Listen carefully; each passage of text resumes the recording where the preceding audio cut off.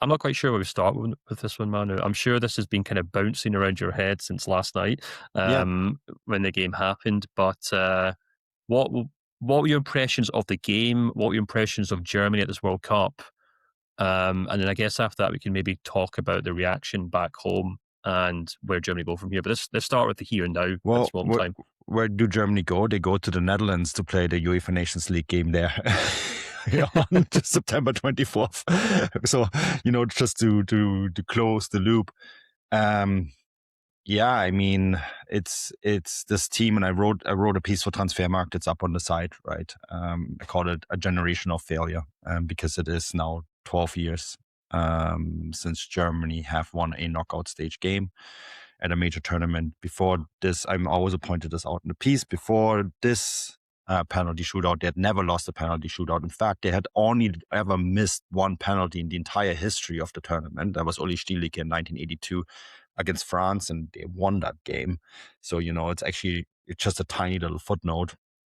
Yeah, I mean, this generation manages to all the amazing records that Germany have built, and until 2014, they managed to undo it all, And I also added to this piece that Joshua Kimmich, and I feel really bad for him, is sort of the face of this. He's the first player to reach 100 caps without winning a major trophy. I'm saying a major trophy because he was part of the team that won the 2017 Confederations Cup. But the fact is that in the last 10 years, the last good tournament that they played was the 2016 Euros, where they went out in the semifinal, unfortunately, against France, right? And so you really are looking now at a span of 10 years where things have been pretty bad, like really bad. And so you have to look at the root causes of that. And I think there are so many. Germany hasn't produced good strikers. Germany hasn't produced wide players. The only good defensive wide player in this team is Nathaniel Brown. Unfortunately, he can't play two roles at once. And I mean, it's a good sign that he is now emerging, right? Because he was genuinely, I think, Germany's best player at this tournament. And there's a good reason why he's going for a lot of money to Bayern Munich now, right? But other than that, I mean, it's full of disappointment from top to bottom.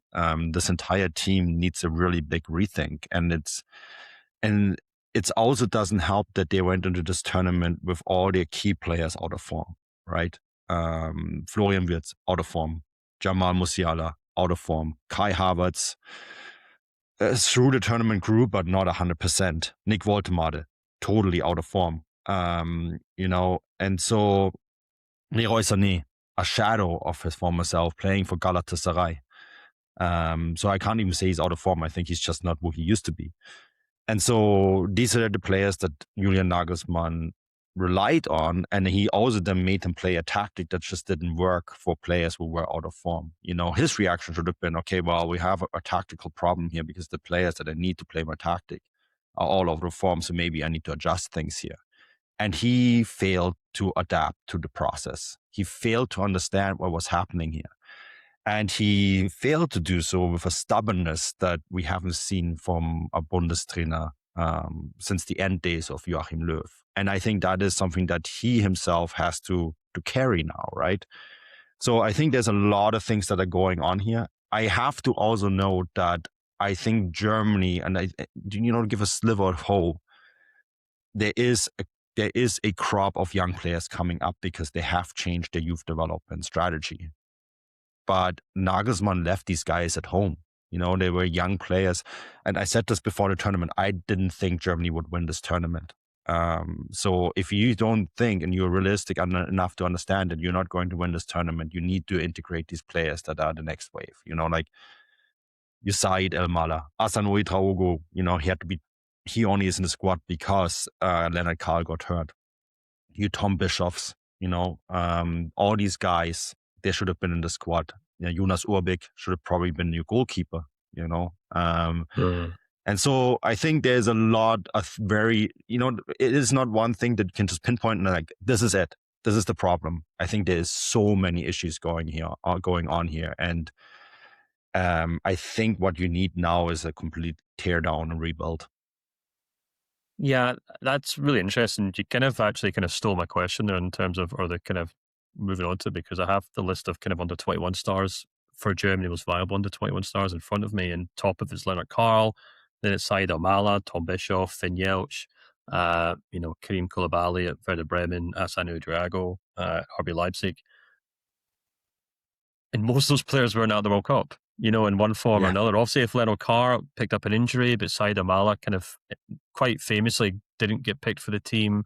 You can go further down there, and there's like kind of guys like kind of Icon who still have to kind of prove himself at Bundesliga level. But it's interesting that you then, if you look at that list and contrast it to the team that Nagelsmann picked for this World Cup, where you've kind of got a lot of old heads, Manuel Neuer, Sadio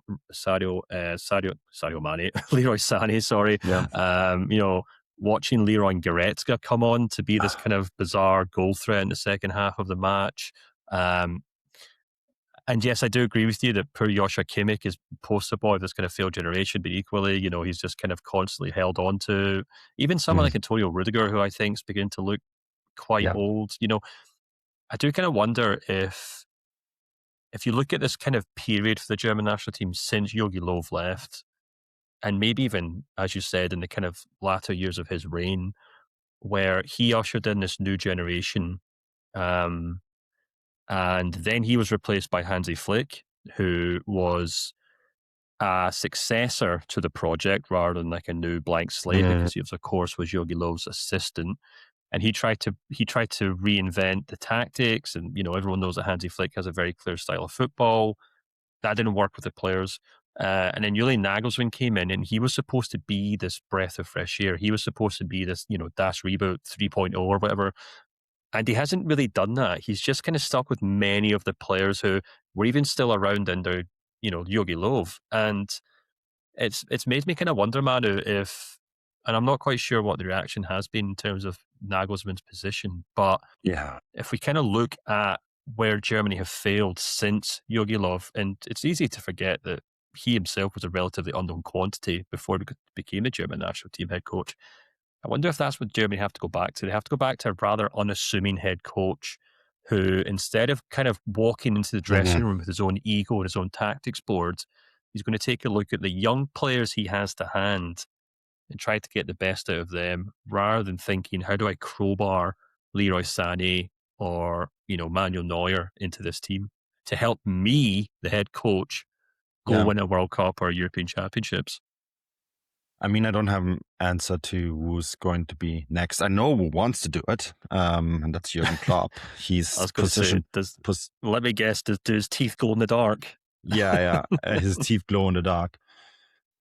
I'm not sure whether the public has an appetite for that, an appetite for him to become the next Bundestrainer. I'm also not sure he's the right guy, because. Well, hold on. What makes you say that, Manu? Explain that for people who maybe don't follow German football or what's going on in the country. Whether they have an appetite for him. How I'm going to put this the best way. I think there is the way he's presented himself lately, and the whole Red Bull thing doesn't make him exactly a person of big sympathy. And the fact that he positioned himself to be the successor during this tournament wasn't really exactly well liked by a lot of people either, right? So just to fill people in, he's basically the head of Red Bull, which is the most hated football club in Germany.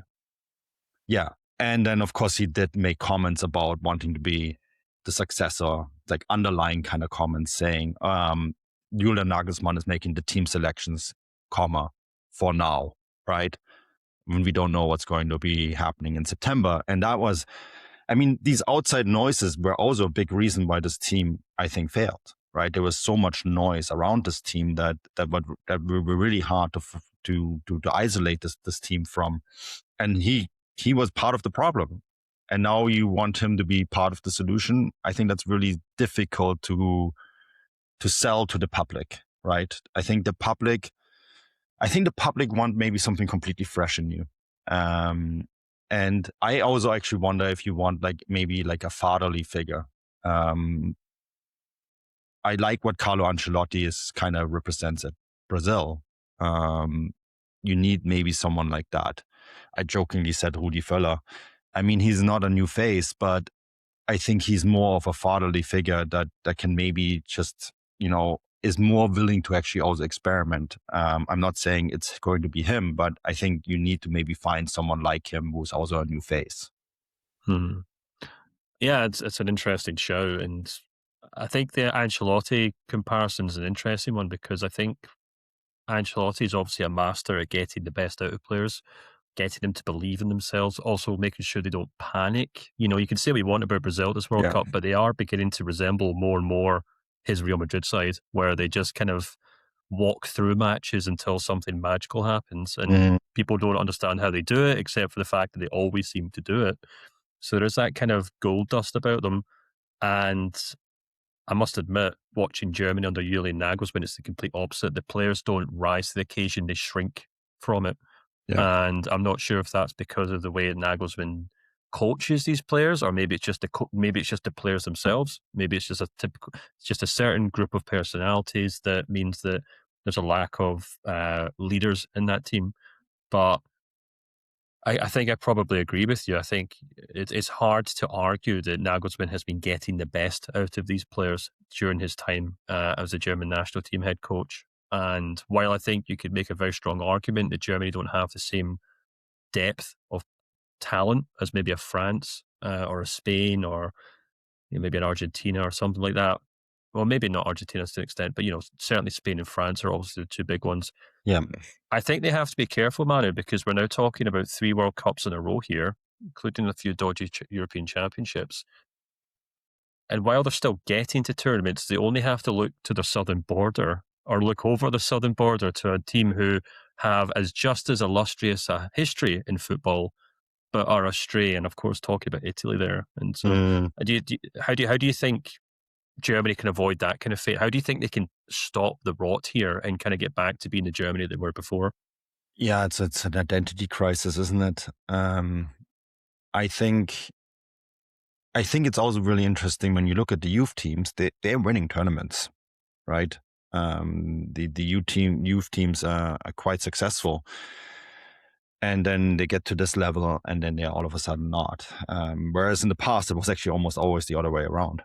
And I think that too tells me that the talent level isn't necessarily the problem. Italy has a talent level problem, and we speak to Yatin Dietl about this, or our colleague Stefano Bonfino, that they will point this out. I don't think Germany has that problem. They have a problem of integrating the talent in a system that has a clear identity. It's an identity crisis and not a talent crisis. Of course, there's more nuance to it than that. But if I would go into more nuance, we'll be sitting here for another hour, Stefan. But I think that is a big difference between the two countries. That it is, as odd as the sound, Germany do not have a talent crisis. They don't know who they are. And I think that is that's almost a harder thing to fix. Italy can just go and okay, well, we have to reboot our talent development system like Germany did for this first reboot, right? We just need to produce talented players and then we're going to be back. Germany is well, we're producing talented players. Why are they not playing well? That is hard to fix because I don't have the answer. Julian Nagelsmann doesn't, who's supposed to be one of the most qualified coaches in the world. Rudi Völler, who's carried one of the least talented teams in the history of Germany to a World Cup final, doesn't have the answer. That is extremely hard to fix.